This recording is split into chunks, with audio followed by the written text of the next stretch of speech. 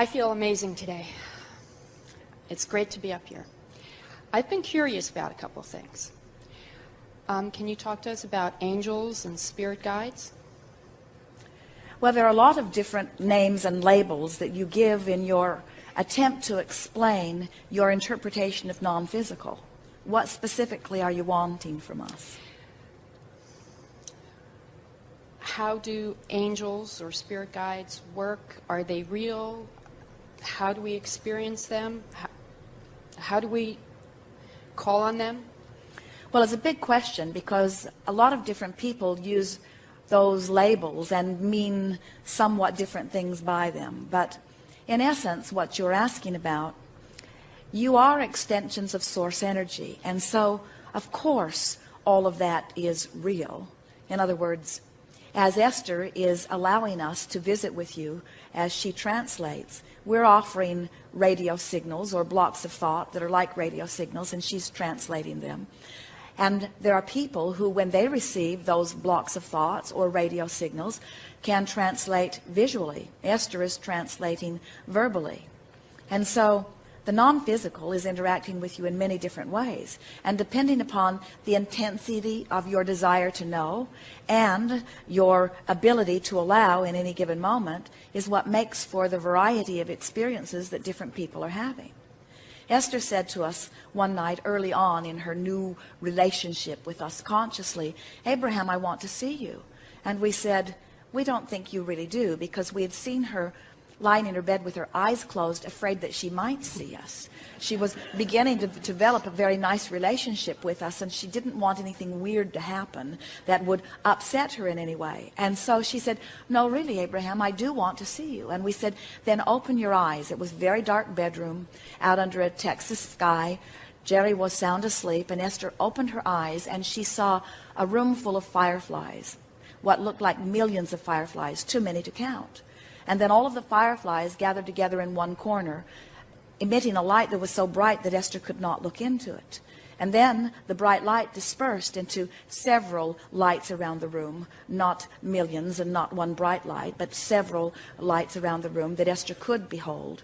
And then she said, "I see that you are energy." And we said, "This is your visual translation of that which we are." And it is the most accurate translation that Esther and her practical mindedness could find, because it was the translation in the way that we were projecting it. In other words, we want Esther to understand that we are energy. There are those who want their spirit guide or their non-physical energy stream to be translated to them in ways that match the stories that they've been told. One day, early and also in Jerry and Esther's experience, they did a radio broadcast in Dallas, Texas. And one of the women who heard the broadcast came to the first meeting and later became a very good friend with Jerry and Esther. And she later told them that at that first meeting, or on that way to that meeting, she had said, "All right, Abraham, whoever you are you good or evil?" Which sort of gives you an idea of where she was at that time. She did not yet know what we had to say, and she was not sure how it all broke down into physical terminology.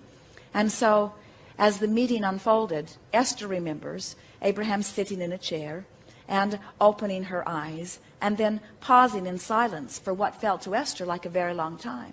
And then the meeting got underway and the questions and answers began. And a few weeks later, once Jerry and Esther became very good friends with this dear woman, she told them about her story, about how she had quizzed us on her way to the meeting, and that when Esther, Abraham opened their eyes, that the room filled with wings of angels. And so we were offering a block of thought to this woman who was asking this intense question, a woman who was able to interpret visually on many occasions, and her interpretation gave her the answer that she was looking for, you see. And so we want to say to you in a soft way that it is in the eye of the beholder, in the sense that everyone has the ability to interact with non-physical, but you cannot interact apart from the beliefs you already hold. Right. So sometimes in the beginning, what you will receive in terms of what you see or even what you hear will match the belief system that you hold. And in time, as you get more in sync with who you are, and you are able to relax and release some of the folklore that you've picked up along your physical trail, then you can begin to have more of your own authentic experience. But we want to say to you, one who sees light in a room or fireflies in a room is not more accurate than one who sees a room filled with angels' wings or angels. In other words, you get to interpret this in whatever way that you want to. It is offered to you purely, but you are the interpreter of it, and so you make it what it is. And so over time, it is extraordinary the amount of stories that physical man tells about his interaction with non-physical. We would call all of it real. We would call all of it valid. And then we would say, if we were standing in your physical shoes, in what way do I want to interact? Esther was not coming from a religious basis, and she did not want any distortion whatsoever. She was the purest slate that we had seen, in that she had not come to any conclusions of her own that would prohibit her from being able to receive clearly what we were offering. And so, as Esther finds words, they are always words that match the intention that we are offering.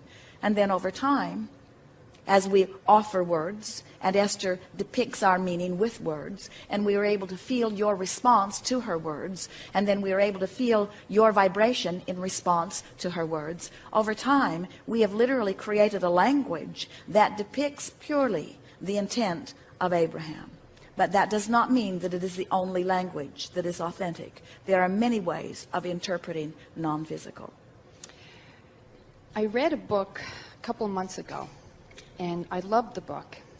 It was by a woman named Lynn Grabhorn. Excuse Me, Your Life is Waiting, and it was based on your teachings, and it was just said in a very powerful way. So then I picked up her next book, which was very disturbing to me. She talked about the others, and I was wondering if that is just her disturbed perception, or if such malevolent beings exist.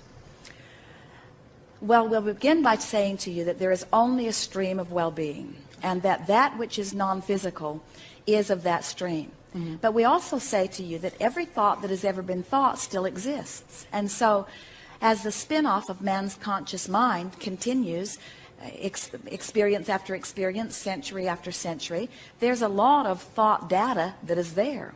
In your lifetime, the movie industry has added dramatically to the way man spins his thoughts around the subject. The religions, the information that is coming from the pulpit, so much more information about the devil and evil than about good and God. And so if you talk to little children who go to church, often they will tell you more about the devil than they will about God. It gets their attention more. It is something more to worry about, you see. And so what we notice is that in your environment, where contrast helps you to identify what is wanted, sometimes humans get a little bent on pushing against the part they don't want, and they don't get tuned quick enough to the new idea that is coming out of the contrast. And so there is a lot of thought, but all of it coming from man's conscious mind. People said to Esther in the beginning, Esther, aren't you afraid as you begin to receive Abraham? And by the time she began receiving those questions, there was no fear within her at all. She had come to sense who we were. She could feel who we were. She knew that there was no sense of possession, because anytime the telephone would ring while Jerry was having a chat with us, we would release her immediately. Esther could feel that we were there in response to their request, that we were not asserting ourselves into their experience in any way, that they were asking and that we were answering. And so Esther was not in a place of fear at all.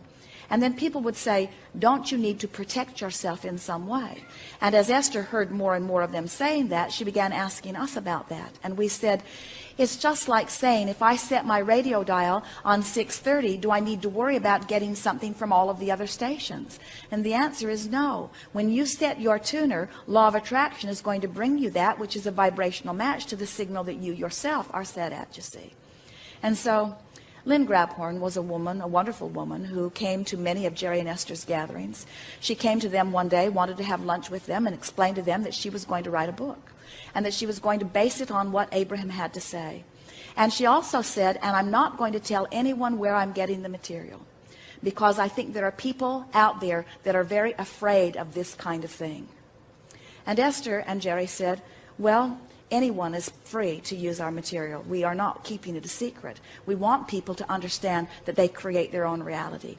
But it would be ever so nice if you would let people know where you got the information, so that if they want to go further with it, then they will be able to find the source of it. And now Esther can see, as she gets feedback from the second book, that this woman, this dear woman, was fearful of many things prior to coming to Jerry and Esther. And clearly there was that which was still active in her vibration. She was not the receiver of the material. She was the mimicker of the material. Everything that is written in her book, she transcribed from one of the recordings, you see. And so she was reaching for that feeling of well-being, but she had never really found it herself. And so there are many reasons that people are attracting what they are attracting, but it is our absolute promise to you that there is not some source of evil being out there that has the ability to assert itself in your experience. But you get what you think about, and it will come to you, it will find a way to manifest, you see.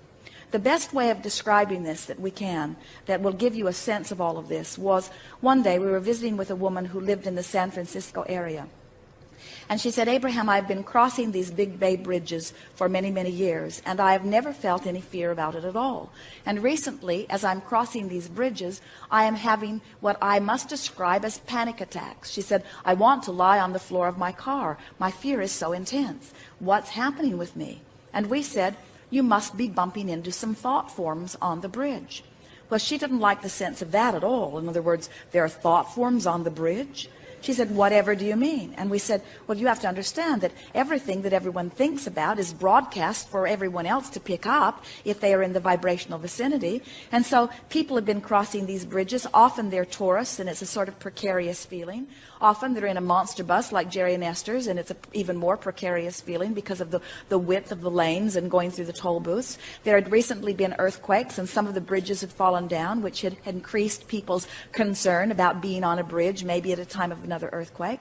And we said, so all of these people are offering all of these thoughts, and these thoughts are being broadcast around the vicinity of this, and law of attraction is causing a coalescing of these. So there is thought, and then there is thought that is thought upon longer, and these thoughts have come into thought form. But we said they've been there when you have crossed the bridge, all of the days that you've crossed the bridge. We said the question is not where are the thought forms coming from, or why are the thought forms there. We said the question to ask is, why are you now picking up on these thought forms when you never have before? What's been going on in your experience that is making you a vibrational receiver of this? She knew right away. She said, my neighbor was burglarized, and it made me feel very vulnerable. I've been going to meetings. We're organizing a neighborhood watch system. I called someone to come to put an alarm system in my house. I'm considering even putting bars in my house. And so something not even related to the bridge, but related to a feeling of insecurity, had been activated within her, which brought her into vibrational range of something that she had never been in vibrational range of before, you see. So we want you to understand that there are not big bad things out there that are of a supernatural nature. You do a plenty good job of creating the things that you do not want in your reality just by focusing on sickness and cancer and burglaries and terrorism. In other words, don't bring them from outer